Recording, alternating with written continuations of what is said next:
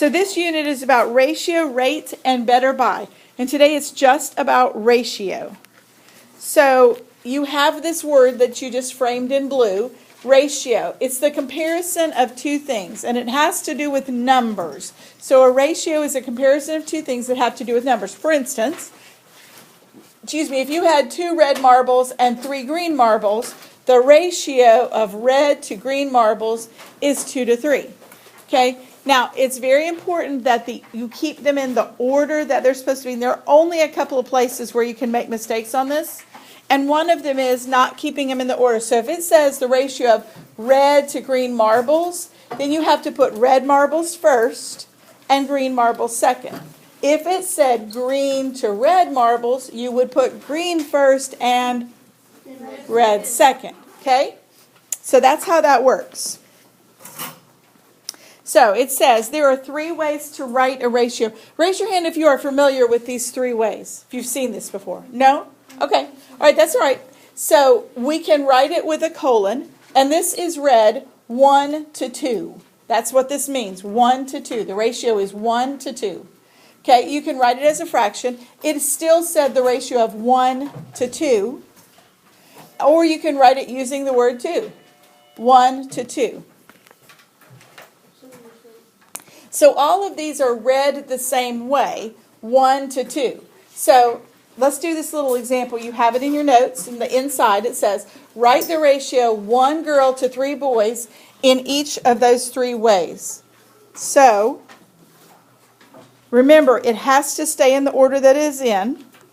So we have 1 colon 3.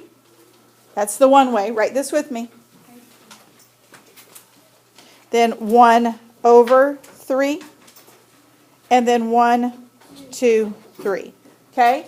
Like I said, these are all said the same way. Most of the time, you'll see it written as a fraction, especially if we're going to do math with it.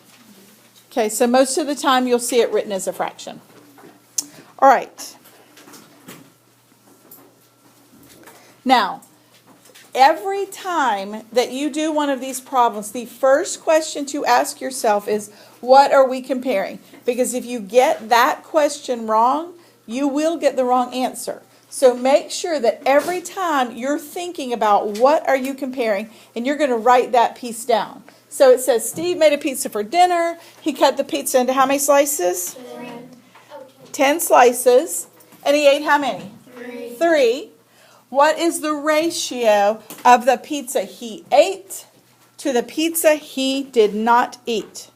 Okay, so we have the pizza he ate to the pizza he did not eat. That has to stay in that order.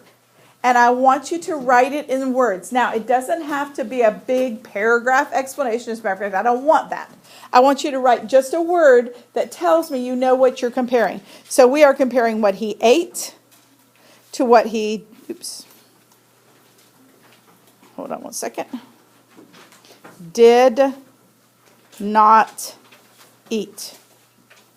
Okay? What he ate to what he did not eat. So the first way is with a colon. So he ate he ate how many? 3. Colon. How many did he not eat? 7.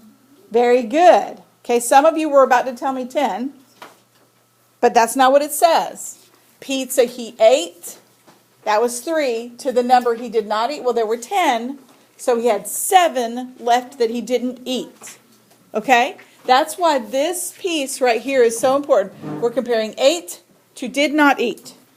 So 3 to 7, 3 over 7, 3 to 7. Those are the 3 ways we can write it.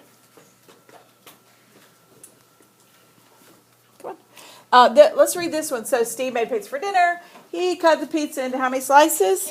10. He ate how many? 3. Same question, or the same beginning, but now let's see what it asks us. It says, what is the ratio of the pizza he ate, what he ate, to the total number? So it's 8 to total. See, it's a different question. Everybody with me that it's different?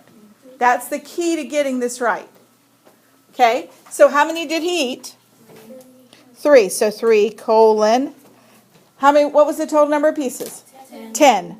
So 3 colon 10, 3 over 10, and 3 to 10. That's the 3 ways.